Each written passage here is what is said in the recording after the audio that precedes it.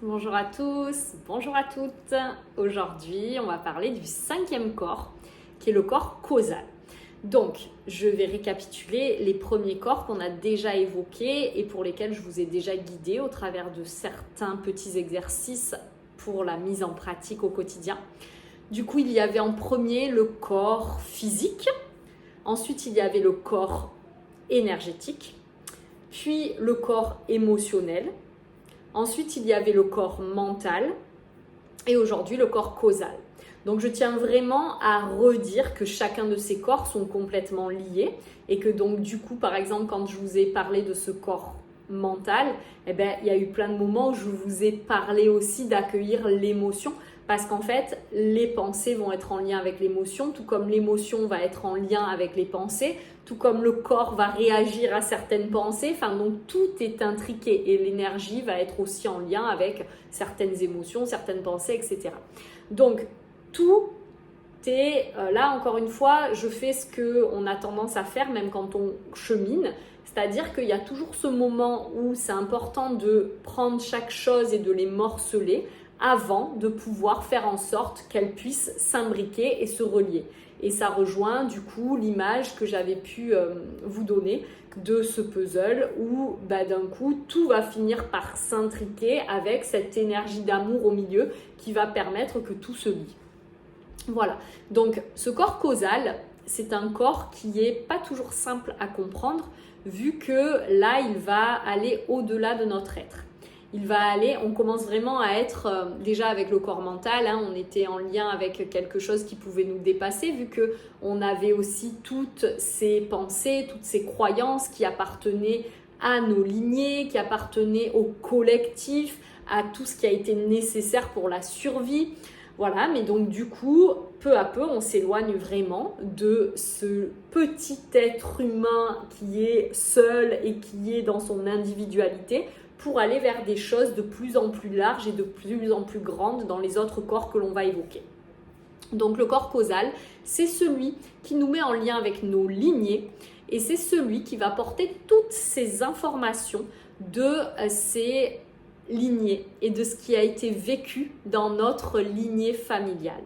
Donc, dans ce corps causal, il peut y avoir toutes ces informations, par exemple, si dans la famille, il y a eu plein de personnes qui ont été impactées par la guerre, qui ont vécu la guerre. Peut-être qu'il y a des personnes qui ont dû quitter leur pays pour aller à la guerre et qui du coup ont abandonné ou laissé leurs proches. Peut-être qu'ils ne sont jamais revenus.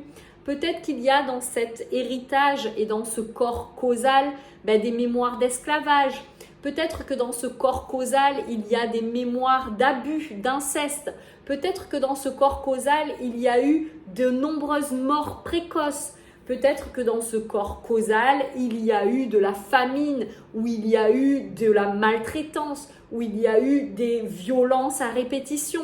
Peut-être qu'il y a eu du trafic sexuel, peut-être qu'il y a eu de la prostitution, peut-être qu'il y a eu des personnes qui ont été sans abri, qui ont perdu leur travail, qui ont perdu leur famille, qui ont perdu toute leur vie.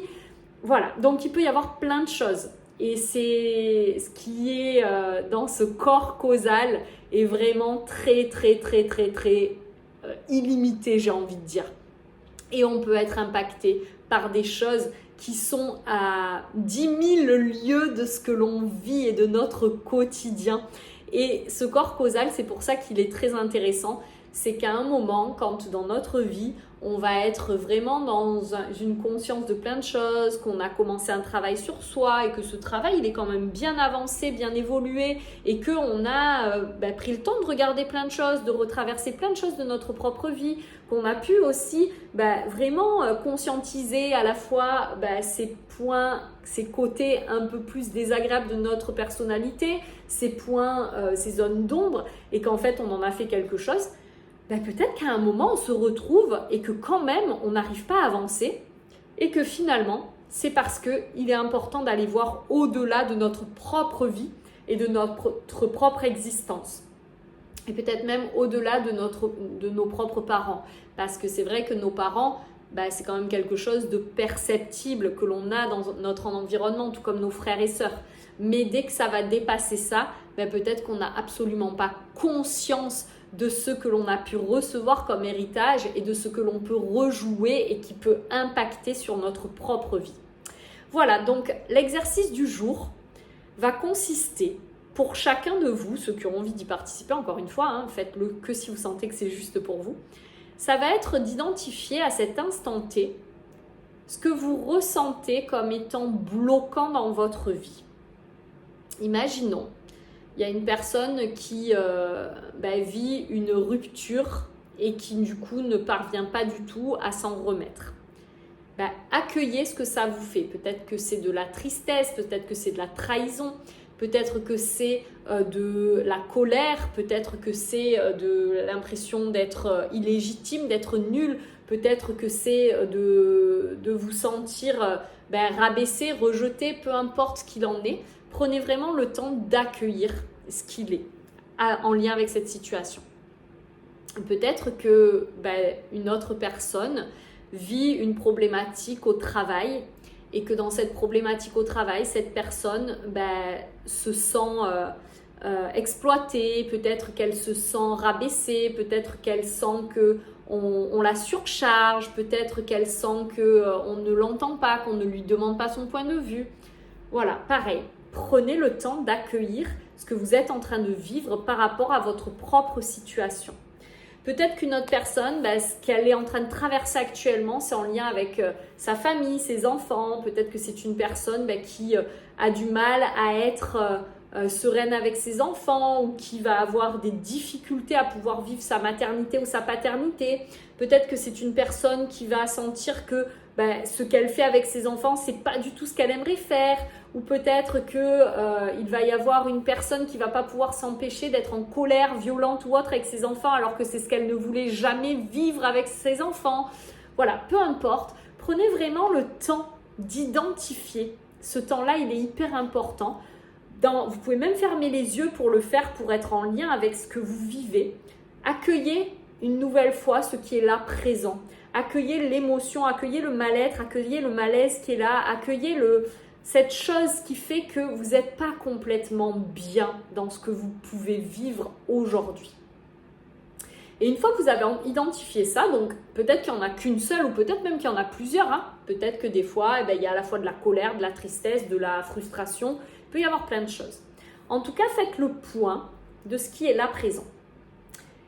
Et une fois que vous avez fait le point, vous allez prendre ces émotions et vous allez les rendre à la personne de votre lignée qui a pu vivre cette chose-là. Alors, soit vous avez déjà une conscience de cette personne de qui vous portez ça. Peut-être que quand vous vivez une situation et que ça vous met dans la colère, vous pouvez revoir exactement le schéma que vous rejouez de quelqu'un et que vous pouvez vous mettre à la place de cette personne de votre lignée qui a vécu ça et qui a vécu beaucoup de colère dans ce moment où elle a vécu ça ou quelque chose d'à peu près similaire. Et donc dans ce cas-là, vous pouvez directement vous adresser à cet ancêtre-là que vous avez identifié. Ou peut-être que si vous ne l'identifiez pas, vous pouvez juste envoyer tout ça à toute votre lignée et ça ira là où ça doit aller. Parce qu'en plus, souvent, quand on a quelque chose que l'on porte dans notre vie, ça vient d'un endroit qu'on peut peut-être identifier, mais ça vient de plein d'autres endroits de la lignée. C'est comme si déjà cette personne dont on porte ce truc-là et avec laquelle on est en loyauté, peut-être que cette personne, elle l'a porté déjà d'un de ses ancêtres et ainsi de suite. Et encore une fois, on n'est pas obligé de vivre une même chose de la même manière. Peut-être que quelqu'un qui a été abusé, qui a vécu par exemple de l'inceste ou qui a été violé, peut-être que cette personne, elle va rejouer exactement la même chose. Peut-être qu'elle va finir par elle-même abuser, alors que ce soit de la même manière ou par des abus de pouvoir. Mais en tout cas, peut-être qu'elle va abuser de quelqu'un pour reprendre le dessus. Ou peut-être que cette personne, justement, elle va être complètement écrasée et elle va toute sa vie se laisser abuser. Donc en fait, il peut y avoir plein de manières de vivre un même événement et chacun va le vivre encore une fois avec ce qu'il est, avec sa possibilité par rapport à son propre système et à ses propres protections pour survivre en fait. Chacun va le vivre comme il le peut avec ce qu'il a et ce qu'il est.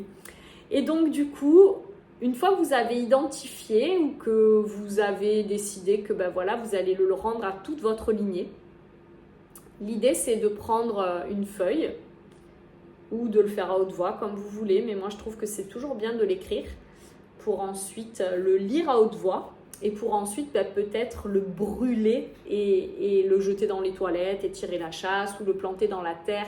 C'est vraiment comme si vraiment ça vient symboliser et marquer ce qu'on vient de faire, cet acte de libération. C'est ce qu'on fait notamment dans les constellations familiales. Donc, ce que vous pouvez faire, c'est de prendre cette feuille et d'écrire, par exemple, chère mamie ou chère arrière-grand-mère ou son prénom, même si vous le connaissez, ou chers ancêtres. Je vous rends toute votre colère. Vous pouvez même commencer par dire avant le je vous rends, c'est je vois toute votre colère, je vois toute votre haine et toute votre rage. Vous pouvez même détailler ce qu'ils ont vécu. Je vois tout ce que tu as vécu et je vois à quel point ça a été dur et douloureux pour toi. Et je comprends pourquoi tu as vécu toute cette colère et toute cette haine. Ou je comprends pourquoi tu as pu ressentir à l'intérieur de toi toute cette colère parce que tu n'as jamais pu l'exprimer, que tu n'as jamais été entendu. Peu importe, vous y mettez les mots qui sont bons pour vous. Mais en tout cas, c'est important, donc dans un premier temps, de dire à cet ancêtre, je vois ce que tu as vécu, je t'entends, je comprends. Parce que c'est comme si on accepte et on reconnaît ce truc-là qui est là. Et ensuite, une fois que vous avez dit je vois, etc., là, vous pouvez passer à cette deuxième étape de je vis tout ça moi aussi dans ma vie. Moi aussi, souvent dans ma vie, je suis en colère, je vais être triste et je ne comprends pas pourquoi, et voilà. Et je n'arrive pas à faire autrement que de vivre ça, voilà. Vous mettez les mots une nouvelle fois qui sont importants par rapport à ce que vous vivez, vous. Et ensuite, vous pouvez lui dire, mais maintenant, en voyant ton histoire, je comprends que ça t'appartient et je te rends tout ça. Et je m'en libère, comme tu peux t'en libérer. Voilà, donc ce que je vais faire, c'est que sous cette vidéo, je vais réécrire les différentes étapes pour que vous ayez ça aussi sous les yeux en même temps que vous m'écoutez, pour prendre vraiment le temps de le faire à votre rythme. Mais si je dois récapituler les étapes, c'est identifier du coup votre émotion, faire le point sur ce qui est, ce que vous avez envie de rendre. Deuxième étape, c'est de dire à vos ancêtres ou à une personne en particulier, je te vois et je vois ce que tu as vécu. Et je vois tout ce qui a été dur pour toi, etc. Vous pouvez mettre des mots, vous pouvez détailler si vous le souhaitez. Ensuite, c'est de reconnaître qu'à des moments, vous aussi, dans votre vie, vous vivez ça.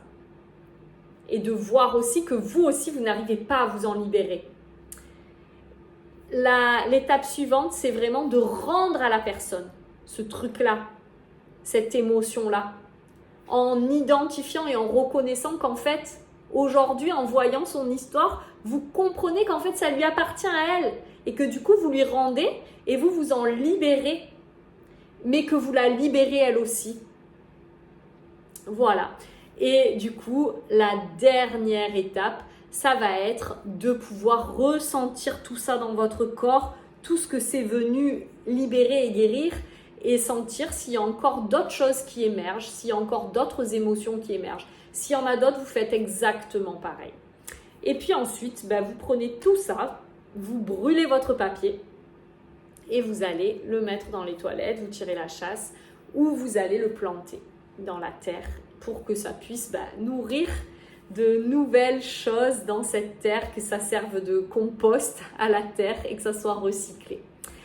Ce que j'ai vraiment oublié peut-être de redire, je l'ai dit au début, mais c'est que du coup, une fois que vous avez écrit tout ça, prenez le temps de vraiment lire les choses à haute voix et de les ressentir dans votre corps et de sentir ce que ces mots viennent faire et de sentir ce que ça vient libérer chez vous que de pouvoir le dire et de pouvoir le rendre à la personne concernée. Voilà, donc ça c'est vraiment un travail qui est en lien avec les constellations familiales. C'est exactement ce que l'on fait quand on fait une constellation familiale, que ce soit en individuel ou que ce soit en groupe. Mais vous avez vous aussi cette possibilité-là de faire ces choses-là dans votre quotidien et seul avec vous-même en fait.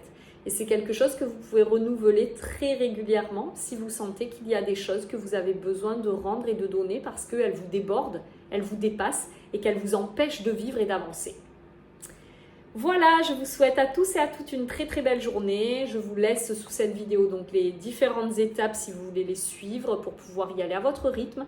Et n'hésitez pas si vous avez des questions à me poser, à me contacter via mon site internet ou par téléphone. Je vous souhaite une très belle journée et je vous dis à très bientôt.